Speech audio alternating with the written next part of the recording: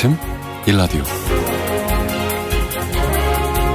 보통 어제처럼 한방눈이 내리면 아이랑 눈도 뭉쳐보고 이러고 싶은데요. 어제는 유례없는 황사 눈이 내리는 바람에 그럴 엄두도 내지 못했습니다. 어제부터 눈이 많이 내린 데다가 기온이 크게 떨어져서 출근 시간대에 빙판길 걱정이 큽니다. 특히 겨울철마다 위험성을 알려드리는 블랙 아이스라는 게 있죠. 도로 표면에 얇은 얼음막이 생기는 현상인데요. 정말 안 보입니다. 그래서 운전하실 때 주의하셔야 됩니다. 오늘 같은 날 자차로 이동하실 때는 감속 운전 그리고 안전거리 확보 꼭 지키시고요. 보행 중에는 주머니에 손 넣지 마시고요. 손 시렵더라도요. 장갑을 준비하시면 좋을 것 같네요. 전국 각지에 여전히 한파 경보가 발효 중입니다. 날씨는 춥습니다. 길은 미끄럽습니다. 만반의 준비하시고 나오시길 바랍니다. 12월 14일 수요일 오늘 아침 일라디오 출발합니다. 안녕하세요. 아나운서 강승화입니다.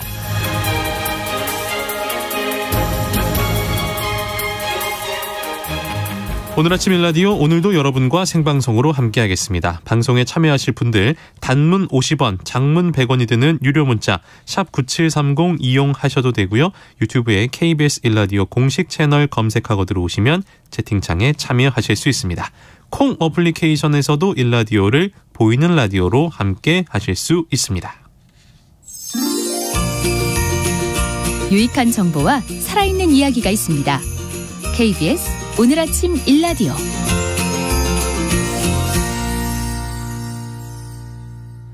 해외 소식부터 만나보겠습니다. 조윤주 외신캐스터 나오셨습니다. 어서 오세요. 네, 안녕하세요.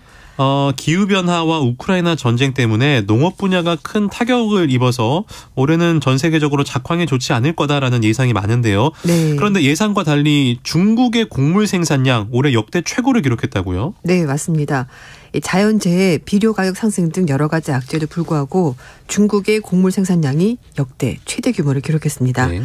중국의 국가통계국은 중국의 올해 곡물 생산량이 전년 대비 0.5% 증가했다고 밝혔는데요. 네. 국가통계국은 성명을 통해서 북부 지역의 가을 홍수, 남부 지역의 가뭄, 이상고온 등 기상 악조건에도 불구하고 풍작을 거뒀기 때문이다. 이렇게 설명했습니다. 네. 그리고 경작지 면적도 증가했는데요. 전년 대비 0.6% 증가했고 단위 면적당 생산량은 387kg에 달했습니다. 시진핑 중국 국가주석이 평소에도 중국인의 밥그릇은 중국 곡물로 채워야 된다라고 말하면서 식량 안보를 강조했었는데요. 중국의 해관 총수에 따르면 중국은 농산물 순수입국으로 11월 기준 농산물 수입액이 전년 대비 9.4% 정도 증가했다고 합니다. 수출은 4.6% 증가했는데 중국이 가장 많이 수입한 곡물은 대두, 콩이었습니다. 네, 그렇습니다. 현지 언론들은 곡물 생산량의 견조한 성장세를 내세우면서 세계 식량 안보에 초석이 됐다라고 강조했고 중국의 능숙함 그리고 전 세계 인구를 먹여 살리는 책임감 있는 접근 방식이 세계 식량 안보에도 도움이 될 거다. 이렇게 주장을 했습니다. 자화자찬 의견인데. 네. 네. 그러면서 지난 9월 달에 국제통화기금 IMF의 발표를 인용해서 지난 5년간 증가한 식량 불안이 우크라이나 위기로 악화됐다면서도 이번 수확은 세계 곡물 시장을 안정적으로 또 키우고 식량 안보를 보장하는 데 긍정적인 역할을 할 것이다. 이렇게 역설을 했습니다. 알겠습니다. 한편 지난달 우리나라의 농식품 수출액 역대 최대를 기록했네요. 네, 그렇습니다. 우리나라 농식품 수출액이 11월 기준 80억 8천만 달러를 기록했는데요. 작년 같은 기간보다 4% 증가해서 역대 최대 규모를 기록했습니다. 농림축산식품부는 일본의 기록적인 엔저, 미국의 인플레이션 장기와 소비 위축 등 주요 수출 시장 여건이 악화됐음에도 불구하고 정부의 정책적인 지원을 바탕으로 해서 배, 유자 등 신선 농산물, 또 라면, 쌀, 가공식품, 커피 제품 이런 걸 해서 다양한 가공식품 수출이 성장세를 보였다라고 밝혔습니다. 11월 누계 배 수출액은 6,060만 달러로 작년보다 약 4% 가까이 늘었습니다. 우리나라 배가 참 맛있어요. 그럼요. 맛있습니다. 이 진가를 이제 세계가 인정하기 시작하는 것 같아요. 또 해외에서 먹는 배랑 완전 다른 맛이죠. 너무 맛있죠. 네. 예. 갑자기 침 고이네요. 근데 그나저나 우리나라 농산물이 가장 그러면 많이 수출된 나라는 어디입니까? 네, 국가별로 봤더니요. 미국이 3,060만 달러로 가장 많았고 네. 그다음이 베트남 이렇게 나왔습니다. 작년과 비교하더라도 미국은 18%가 증가했고요. 베트남은 80% 넘게 증가했습니다. 농식품부는 최대 시장인 미국을 대상으로 농식품 전용 선복, 그러니까 전용 선적 공간을 확대 운영하고 있고 네. 뭐 동남아시아 등에서 한국산 배의 맛과 품질 우상을 홍보한 결과 수출이 크게 증가했다 이렇게 설명했습니다. 또 같은 기간에 유자 수출액이 4,890만 달러로 전년 대비 5% 이상 증가했습니다. 이외에도 쌀 가공식품과 라면, 커피 조제품 등의 수출액이 각각 10% 넘게 14%, 뭐 6.7%가 증가했는데요. 쌀 가공식품은 건강에 관한 관심이 높아졌고 거기에다가 간편식 선호 증가 영향으로 즉석밥, 떡볶이 이런 것들이 수출이 증가했다고 합니다. 네. 이 라면은 한류 확산과 함께 업계의 다양한 제품 개발 노력으로 해외에서 인기가 지속되고 있습니다. 라면 너무 맛있지 않아요? 네, 종류도 굉장히 많아져서 불닭볶음면도 네. 있고. 뭐 저는 솔직히 조금 과장하면 한 달 내내 먹을 수도 있어요. 저 사실 다이어트 때문에 라면 좀 끊었었거든요. 근데 날씨 추워지니까 이게 또 자꾸 국물에 찬밥 말아 먹습니다. 네, 먹게 되더라고요. 김치 수출도 2,670만 달러로 전년 동기 대비 1.7% 정도 늘었다. 이거 라면이 많이 팔리니까 김치도 자연스럽게 네, 많이 나가나요? 좀 더 늘어야 되는데 좀 안타깝긴 한데요. 네. 이 코로나19 이후에 전 세계적으로 건강에 관한 관심도 증가했고 K-팝. 무시할 수가 없죠. 예, K-팝 등 한류 열풍으로 대표적인 전통 발효식품 김치의 인지도가 높아지면서 수출액도 같이 늘었다고 합니다. 네, 알겠습니다. 전 세계 모든 국가가 기후변화 위기에서 자유로울 수가 없잖아요. 그런데 극단적인 기후 위기를 견딜 수 있는 새로운 밀 품종이 개발됐다라는 뉴스도 있네요. 네, 그렇습니다. 뭐 폭염에다가 가뭄 이런 여러 가지 극단적인 기후가 나타나는데 이런 기후에 견디는 우수한 밀 품종이 개발됐다고 영국의 일간지 가디언지가 보도했습니다. 국제 비영리 단체인 크롭 트러스트가 주관한 프로젝트 통해서 이번에 새로운 밀 품종이 만들어졌는데요. 네. 보통 우리가 많이 먹는 것이 듀럼밀입니다. 파스타, 피자 이렇게 많이 쓰이는데 이번에 아랍어로 산을 뜻하는 야말 품종이 개발이 됐는데 시리아 건조 지역에서 온 야생밀과 상업용 우리가 주로 먹고 있는 듀럼밀을 교배해서 새롭게 탄생한 거라고 합니다. 새롭게 나온 이 품종은 앞으로 3년 안에 모로코를 중심으로 한 북아프리카 지역 중동에서 상용화된다고 하는데요. 특히 모로코는 40년 만에 찾아온 최악의 가뭄으로 곡물 생산량이 70%나 아이고. 감소했다고 합니다. 네. 이 가뭄 지역의 사육자와 농부들이 2017년부터 2021년 사이에 수많은 듀럼밀 품종을 심었지만 결국 실패했고 유일하게 이번 야말 품종이 곡물 생산에 성공하면서 주목을 받고 있다고 합니다. 국제건조지역 농업연구센터의 이 선임 연구원은 가뭄으로 다른 모든 품종들이 파괴되는 상황에서 이 품종만 튼튼하게 잘 살아남았다 이렇게 설명했습니다. 그렇군요. 사실 이 밀이라는 이 곡물이 전 세계에서 가장 많이 소비가 되지만 그렇습니다. 기후에 또 가장 취약한 곡물이라면서요. 그렇습니다. 이 세계적으로 가장 널리 소비되는 곡물이 바로 밀인데요. 네. 남극 지역을 제외하고 거의 모든 대륙에서 재배가 가능하고 수십억 인구의 식량이 되고 있습니다. 다들 뭐 빵은 먹으니까요. 그렇죠. 맞습니다. 네. 밥보다는 쌀을 많이 먹고 그렇죠. 국수 많이 먹으니까요. 네. 그런데 생물 다양성 손실 거기에다가 가뭄, 폭염, 홍수 같은 이상기후가 자주 발생하면서 흉작이 거듭됐고요. 그러면서 밀 가격이 올랐습니다. 그러니까 전 세계적으로 식량 불안정이 더욱더 가속화가 됐고 더욱이 주요 밀 수출국이었던 러시아, 우크라이나가 전쟁을 벌이면서 식량 상황이 더욱더 나빠졌습니다. 작년에 세계 최대 곡물 생산국 중 하나인 캐나다에서 전례 없는 아주 광범위한 지역에서 가뭄, 폭염이 이어졌고요. 또 몇 달 뒤에 기록적인 폭우가 쏟아지면서 듀럼밀 가격이 90% 올랐습니다. 네. 또 지난 세기를 걸쳐서 유전적으로 우수한 고수익의 밀품종 의존성 증가 때문에 품종의 다양성이 사라지면서 농사 하나 망치면 다 망하는 거군요. 맞아요. 그런 상황이었군요. 네, 위험이 있었습니다. 네. 근데 사실 이게 어느 하나가 잘 되면 전 세계적으로 다 그것만 키우니까 그렇죠. 이런 위험이 생기게 되는 겁니다. 네. 지구온난화 때문에 기후재해 그리고 병원체 출현하면서 새로운 밀품종을 재배하는데 수년씩 걸렸고요. 여기에다가 야생 근현종은 폭염, 가뭄, 홍수 이런 여러 가지 악조건 속에서 살아남게 해서 자연에서 진화했고 또 상업적으로 우리가 키우는 작물보다도 훨씬 더 회복력이 강했습니다. 그래서 프로젝트를 하면서 야생밀과 우리가 지금 먹고 있는 밀을 교배를 해서 새로운 종을 탄생시키게 된 겁니다. 인류를 위해서라도 좀 네. 너무 잘 되는 것만 다 키울 게 아니라 맞아요. 이렇게 좀 다양한 이 곡물들도 좀 재배를 했으면 좋겠다라는 그런 생각도 드는군요. 네. 일본으로 가보겠습니다. 일본의 한 대학이 세계 최초로 쌀을 원료로 한 대체육을 개발했다고요? 그렇습니다. 일본의 야마가타 대학이 세계 최초로 쌀을 원료로 하는 대체육을 개발했습니다. 대체육은 식물성 단백질로 쇠고기나 돼지고기 같은 맛을 내고요. 질감도 느낄 수 있도록 만든 제품인데 사실 이제 가축을 사육하면서 여러 가지 온실가스가 배출이 되고 환경이 파괴되고 이런 여러 가지 문제가 발생하면서 서구를 중심으로 요즘은 채식 인구가 많이 늘어나고 그렇죠. 있고요. 그래서 또 대체육도 같이 발달하고 있습니다. 야마가타 대학의 마사노리 교수는요. 식품업체와 공동으로 대체육을 개발했는데 쌀겨에서 쌀 기름을 추출하고 남은 찌꺼기를 원료로 대체육을 만든다고 합니다. 네. 교수는 백미만 생산하던 농업에서 백미는 물론이고 단백질까지 생산하는 농업으로 전환하면서 수익성이 높아지고 또 지속 가능한 벼농사를 할 수 있다 이렇게 설명했습니다. 그래서 내후년쯤에 벤처기업을 설립해서 이번에 개발한 대체육을 좀 상업적으로 많이 생산할 계획이다 설명했습니다. 이것뿐만 아니라 찹쌀가루로 대체 치즈를 만든 기업도 있다고요? 네, 맞습니다. 일본의 도매 대기업인 신메이가 지난 봄부터 고베 공장에서 쌀로 만든 대체 치즈를 생산하고 있는데요. 찹쌀을 분쇄한 후에 고온 고압으로 물에 넣어서 녹이고 올리브 오일, 술찌개미 이런 것들 같이 합쳐서 진한 치즈와 같은 맛과 향을 내는 대체 치즈를 만든 겁니다. 일반적으로 대체 식품은 원래 동물성 식품에 비해서 가격이 좀 비싼 것이 문제인데요. 그렇죠. 이 제품은 오히려 진짜 치즈보다 10에서 20% 저렴하다고 합니다. 냉동 피자 등 냉동식품 제조사나 아니면 음식점 체인점들이 판매를 하고요. 채식 주제를 위해서 소비자용 판매도 조만간에 시작을 한다고 합니다.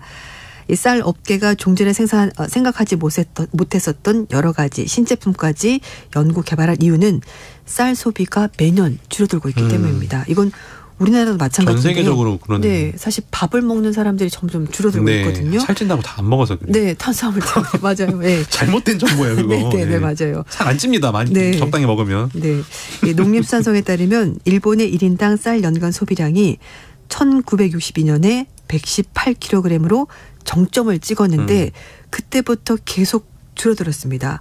2020년에 봤더니 50kg밖에 안 먹었습니다. 절반. 네, 너무 적게 먹죠. 반면에 빵 소비는 점점 늘어나면서 이게 더 살찌는 거라니까 이게. 그렇죠. 밀가루 자체가 살이 찐다기보다는 이 빵을 만들면서 거기에 여러 가지가 많이 들어가지 않습니까? 그렇죠. 설탕도 들어가고 그러니까. 네, 그래서 이제 칼로리가 높아지면서 살이 찌게 되는 건데 2020년 기준 가정의 빵과 쌀 구입 금액은 각각 31,456엔, 23,992엔으로 빵이 훨씬 더 많습니다. 아무튼 이렇게 쌀을 또 여러 가지로 개발해서 쌀 소비가 우리나라도 그렇고요. 좀 많이 늘었으면 하는 그런 바람이 있습니다.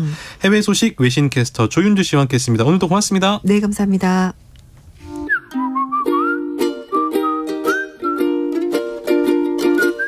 오늘 아침 일라디오 강승화 아나운서의 진행으로 듣고 계십니다.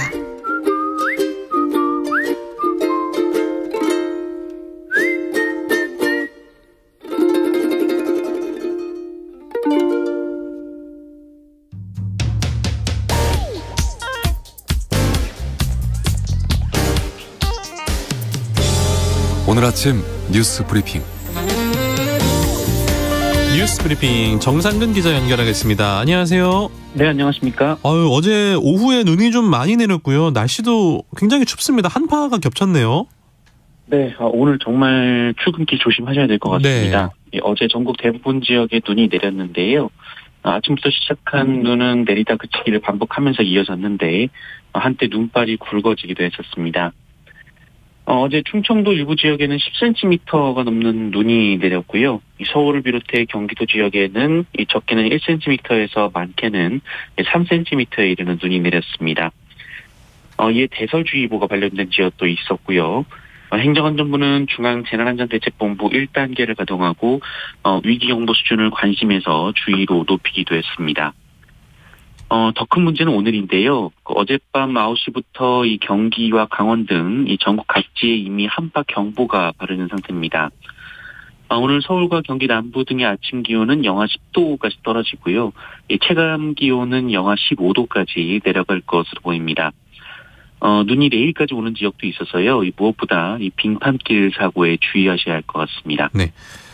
윤석열 대통령이 문재인 정부 의료보험 정책 폐기를 공식 선언했다고요?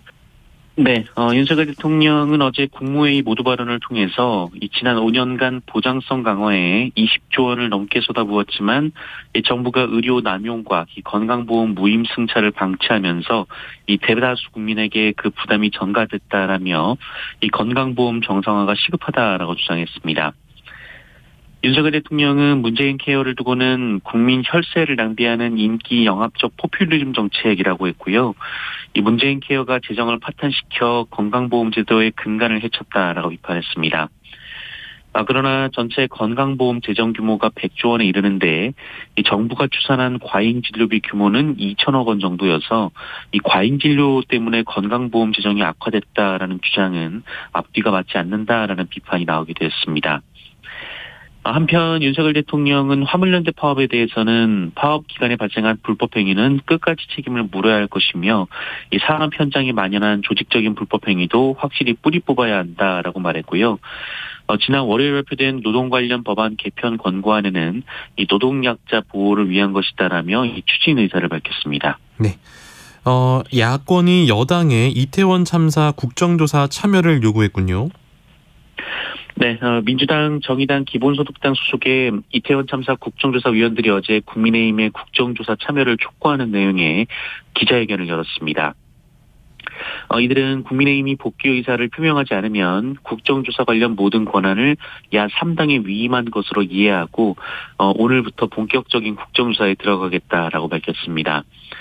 그러나 국민의힘은 이렇다 할 답변을 하지는 않은 상태입니다. 그리고 야권은 정부가 이 자료 제출 요구에 답변을 회피하거나 엉뚱한 자료를 내는 일이 비일비재하다라면서 예외를 두지 않고 고발하겠다라고 경고하기도 했습니다. 한편 어제 국민의힘 소속 김민아 창원시 의원이 유가족들을 향해 차마 입에 담기 어려운 막말을 쏟아낸 바 있는데요. 국민의힘은 김민아 의원을 징계하기로 했습니다. 그러나 이 송원석 국민의힘 의원은 참사 당시 현장에서 300m나 떨어진 곳에서 시신이 발견됐다라는 주장을 하는 등 그래서 이제 경찰이 이를 부인하는 일까지 있었는데요. 여기에 앞서 권성동 의원도 유족협의회 출범 소식에 세월호처럼 정쟁으로 소비되다 시민단체의 횡령에 악용될 수 있다라고 말을 해서 거센 비판을 받았습니다. 유족들은 가족을 잃은 아픔을 정쟁이라고 표현한 것에 대해 깊이 분노한다며 2차 가해를 차단해야 할 여당이 가해에 앞장서고 있다라고 비판했고요. 여당 지도부와의 면담을 공식 요청하기도 했습니다. 네. 행정안전부의 경찰국 설치를 반대한 류사명 총경 중징계를 받았다고요? 네, 경찰청 이 중앙징계위원회는 행정안전부 경찰국 설치에 반발해서 전국 경찰서장 회의를 주도했던 류사명 총경에게 정직 3개월의 중징계를 통보했습니다. 앞서 시민감찰위원회는 류사명 총경에 대한 경징계를 권고한 바 있지만 경찰청은 류사명 총경에 대해 중징계를 내려달라고 징계위원회에 요구했는데요. 경찰청은 류사명 총경이 당시 경찰청장 직무대행이었던 윤희근 경찰청장의 해산 지시를 거부하고 참석자들에게도 이를 전달하지 않았다면서 이 고심 끝에 중징계를 요구한다라고 밝힌 바 있습니다. 다만 해산 명령을 전달받지 못한 다른 총경들은 불문 처리하기로 했었습니다. 한편 이에 대해 류사명 총경은 권력을 쥔 소수의 의견이 반영된 결과라며 불복 절차를 밟을 것이라고 했고요. 경찰 직장협의회 연합 측은 깊은 유감이라는 비판을 했습니다. 네. 검찰이 노영민 전 청와대 비서실장을 소환했습니다. 네, 서해 공무원 피격 사건을 수사 중인 검찰이 어제 노영민 전 청와대 대통령 비서실장을 피고발인 신분으로 소환해 조사했습니다. 노영민 전 실장은 해양수산부 공무원 고 이대준 씨가 북한군의 총에 맞아 사망한 다음 날인 2020년 9월 23일 새벽 소집된 긴급 관계장관 회의에 참석한 바 있는데요. 앞서 이 회의를 주재한 서훈 전 국가안보실장은 구속이 된 바 있습니다. 또한 서울중앙지검은 이 사건 관련해서 박지원 전 국가정보원장에게 출석을 요구했고 박지원 원장은 오늘 이 검찰에 출석하겠다라고 밝히기도 했습니다. 한편 이명박 전 대통령 사면 복권에 맞춰서 이 김경수 전 경남도지사의 사면이 거론된 바 있는데요. 이에 대해 김경수 전 지사는 가석방을 원하지 않는다라고 밝혔고요. 이명박 전 대통령 사면에 들러리가 되지 않겠다라고 밝히기도 했습니다.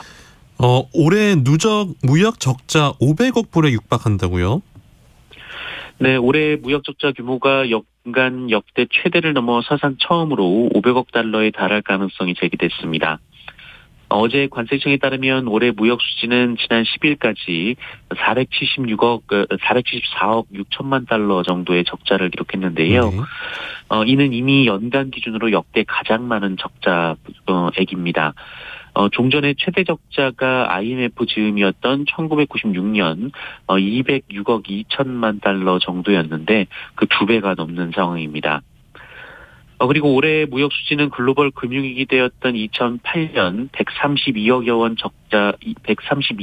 달러 적자 이후 24년 만에 처음으로 적자를 기록할 것이 확실한 상황입니다.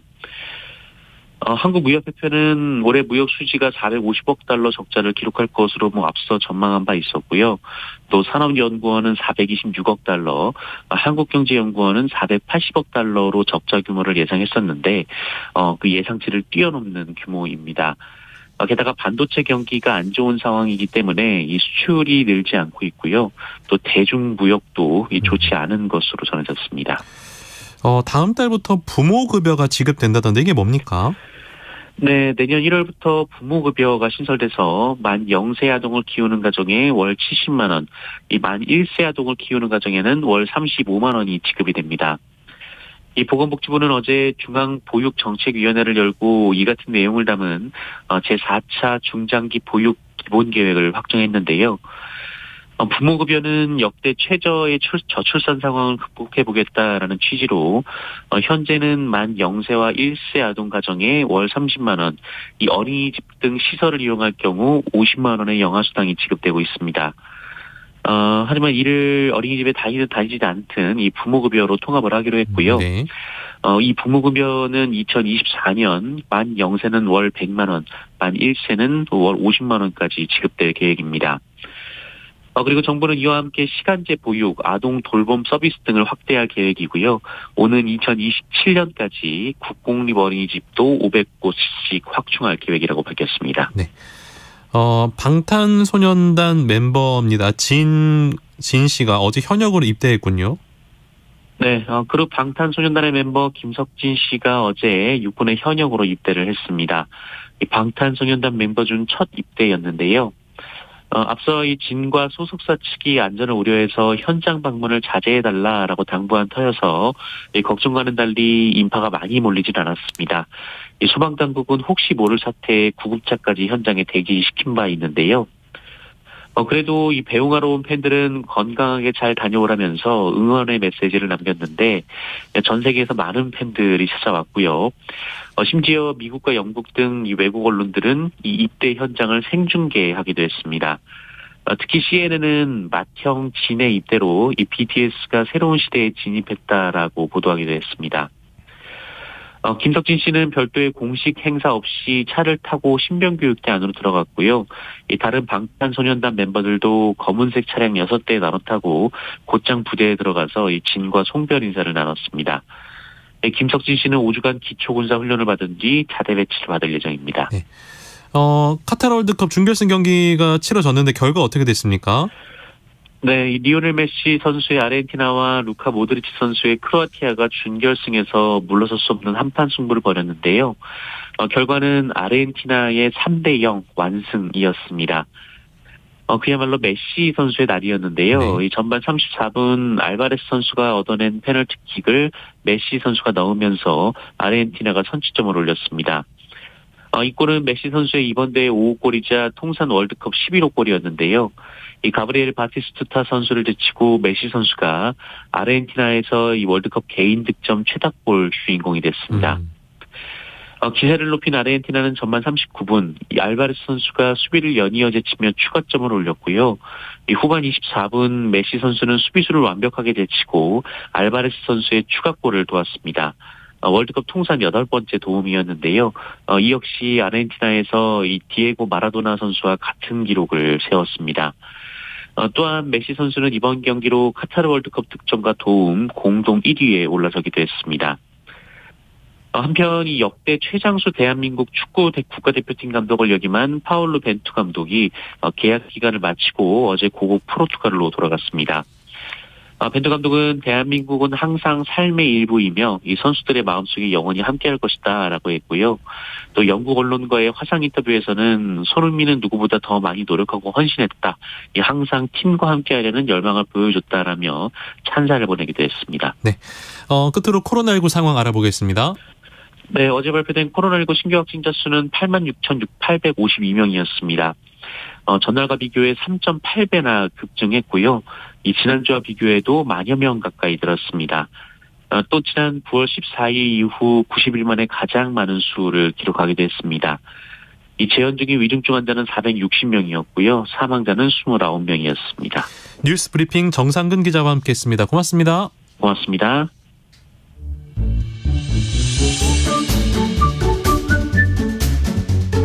아침을 여는 기분 좋은 습관. KBS 오늘 아침 1라디오.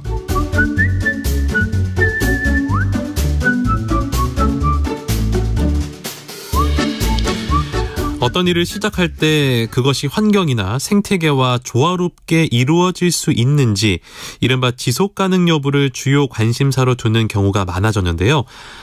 농업 분야에서도 마찬가지로 지속 가능성이 중요한 화두가 됐습니다. 이와 관련해서 오늘 열린 브리핑에서 자세히 알아보도록 하겠습니다. 주간 경향 주영재 기자 전화 연결할게요. 안녕하세요. 네, 안녕하세요. 반갑습니다. 네, 요즘 많이 회자된다는 퍼머컬처가 무슨 뜻인가요? 네, 퍼머컬처는 영어에서 영구적이라는 뜻의 퍼머넌트와 농업을 뜻하는 에그리컬처의 합성어인데요. 네. 우리말로 번역하면 지속 가능한 농업이라고 할 수 있습니다. 에그리컬처에서 컬처는 재배한다는 뜻인데요. 문화를 뜻하는 컬처하고도 철자가 같아서요. 그래서 단순히 농업이라기보다는 지속 가능한 농업과 그런 농업이 가능한 생태적인 삶과 문화를 추구한다. 이런 넓은 의미로도 많이 사용하고 있습니다. 농약과 비료를 쓰지 않는 건강하고 생태적인 농업, 농업으로 자연을 살리고 사람을 치유한다는 의미가 있습니다. 일단은 농약을 쓰지 않는 거는 우리의 전통 농업과 좀 비슷한 것 같습니다. 네, 그렇습니다. 농부들이 작물을 수확한 후에 땅의 지력을 회복하려고 빈 땅에 강낭콩이나 완두콩 같은 작물을 심는데요. 그런 것과도 좀 유사하고요. 네. 변농사를 지을 때 우렁이를 활용하는 농법도 있는데 좀 비슷하지만 또 차이가 있다면 자연에 맡기는 부분이 더 많다고 할 수 있습니다. 퍼머컬처는 한마디로 숲을 관찰해 얻은 원리를 그대로 농장과 정원에 옮긴 건데요. 숲은 사람이 농약과 비료, 퇴비, 심지어 물 같은 것도 주지 않아도 스스로 울창하게 잘 자라잖아요. 그렇죠. 네. 마찬가지로 퍼머컬처도 농약과 화학비료는 물론 퇴비도 주지 않습니다. 물도 주지 않고요. 네. 잘. 스스로 일하는 자연의 원리를 따른다고 하기 때문에 그렇게 하는데요. 숲에 여러 크고 작은 식물들이 어울려 자라듯이 크고 작은 작물을 한데 키우는 식으로 공간을 입체적으로 활용하는 것도 차이가 있습니다. 배추면 배추, 사과면 사과 이런 식으로 하나의 작물만 재배하지 않고 함께 키우면 좋은 동말 작물을 이용해서 여러 작물을 다양하게 재배하는 것이죠. 모양과 색이 제각각인 작물 사이사이에 화초가 함께 자라니까 거기서 아름다움을 느낄 수 있습니다. 어쨌든 이 퍼머컬처의 장점은 친환경적이다라고 봐도 될까요? 네, 농약과 화학비료를 안 쓰니까 친환경적이라고 할 수 있죠. 네. 토양에서 미생물이 만들어내는 여러 영양성분을 고루 얻을 수 있어서 영양적으로도 우수한 작물을 얻을 수 있다고 합니다.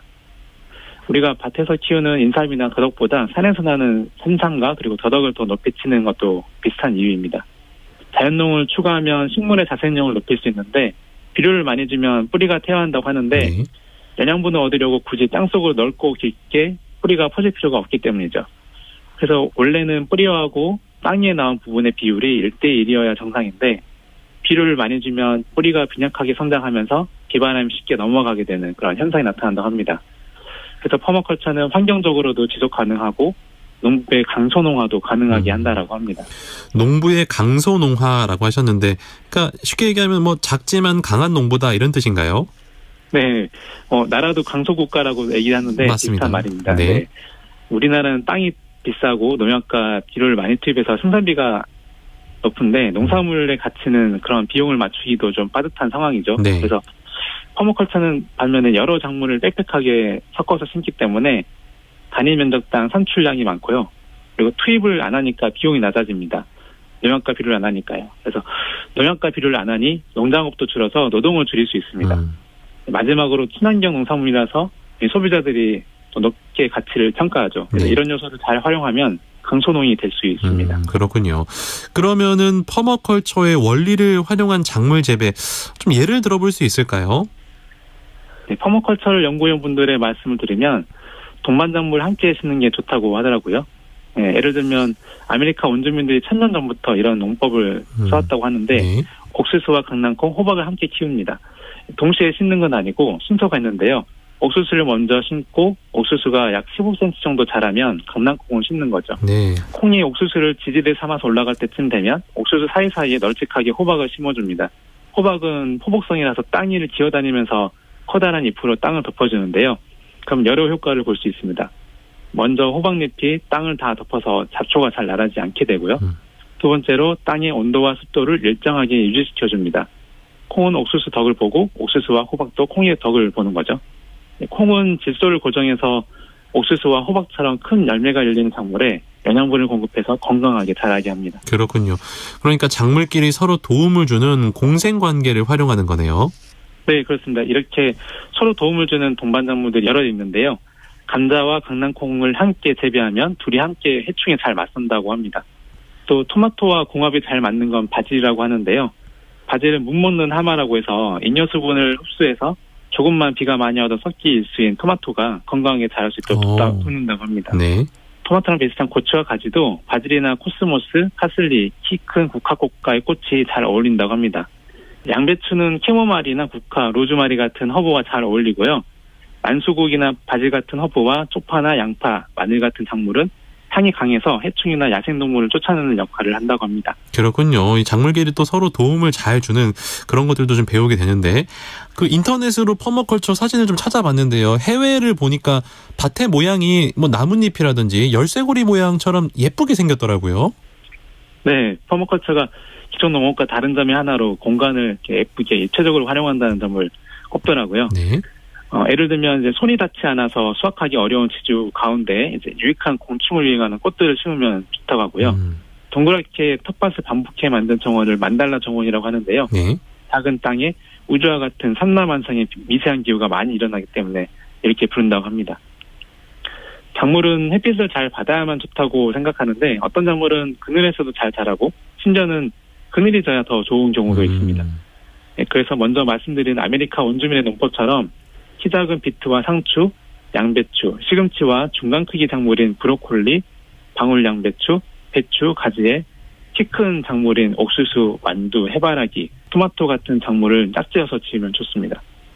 이렇게 하면은 한 공간에 더 많은 작물을 심을 수 있고 서로에게 도움이 되죠. 그리고 두둑을 높게 쌓으면은 사람이 쪼그려 앉아서 하는 일을 또 줄일 수 있습니다. 이렇게 퍼머컬처의 원리에 따라서 밭을 디자인하는 일도 하나의 직업이 되고 있다고 합니다. 그렇군요. 심지어 직업으로 발전하는 정도라는 설명이신데 농약이나 비료 이렇게 잡초를 뽑지 않고도 농사가 제대로 될까 이런 궁금증도 있네요.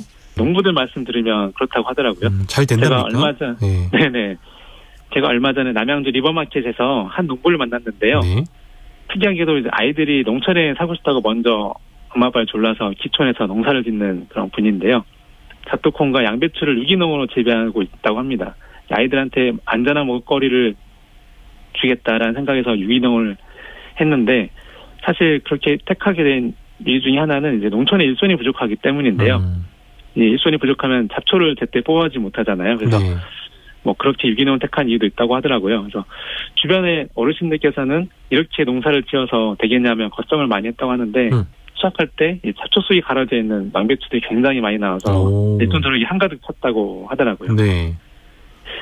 농약이나 비료를 주지 않아서 이제 벌레가 조금 먹을 수 있고 크기도 좀 작을 수는 있지만 최소한 안전은 이제 보장할 수 있는 식품이고 또 비료를 주지 않아서 이제 토양성 미생물이 풍부하게 있으니까 이 미생물이 만든 여러 영양 성분을 흡수하면서 품질도 좋다 이런 평가도 있더라고요.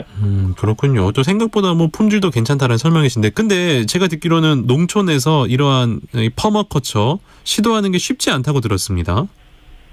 네, 실제 하시는 분들 말씀드리면 마을에서 원래부터 농사를 짓던 분들과 좀 갈등이 있다고 하는데요. 농약이랑 비료를 주지 않으니까 이렇게 해서 농사가 되겠냐는 걱정을 좀 많이 하시는데, 그리고 또 한편으로는 농약이랑 잡초를 뽑아주지 않으니까 해충과 잡초가 우리 밭까지 넘어온다 이런 불만도 좀 많이 하는 편이고요.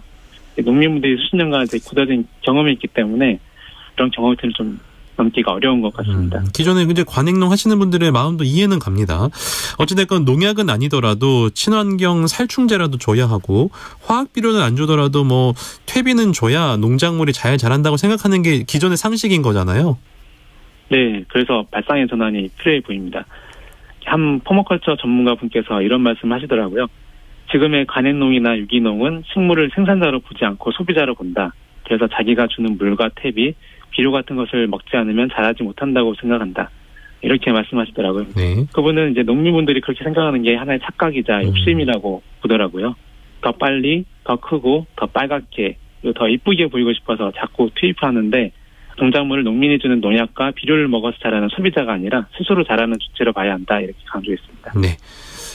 환경에게도 사람에게도 좋지만 아직은 낯선 퍼머컬처 활성화를 위한 방안이 있을까요?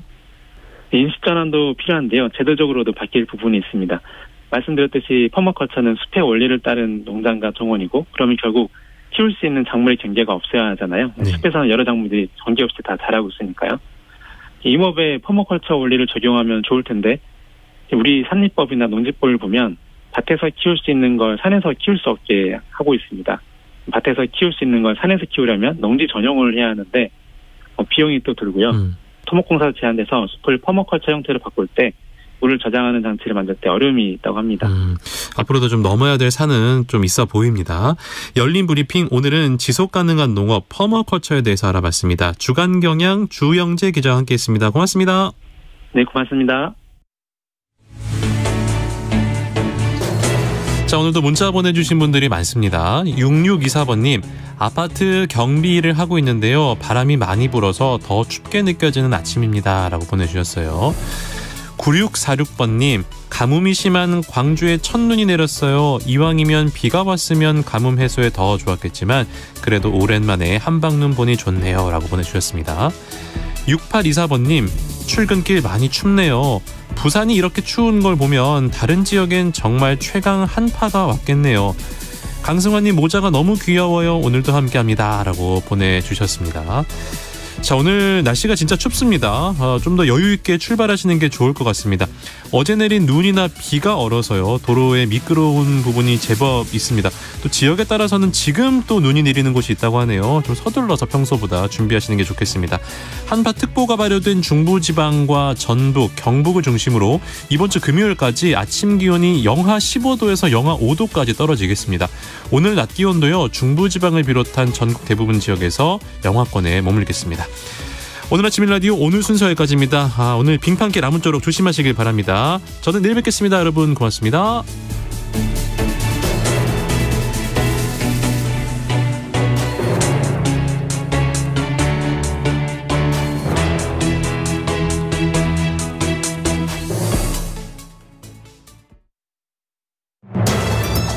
겨울철 한파와 폭설로 인한 피해를 예방하기 위해서는 먼저 한파 소식이 들리면 수도 계량기와 수도관을 보온재로 감싸고 수도 꼭지를 조금 열어 물을 흐르게 해서 동파 사고를 대비해야 하는데요.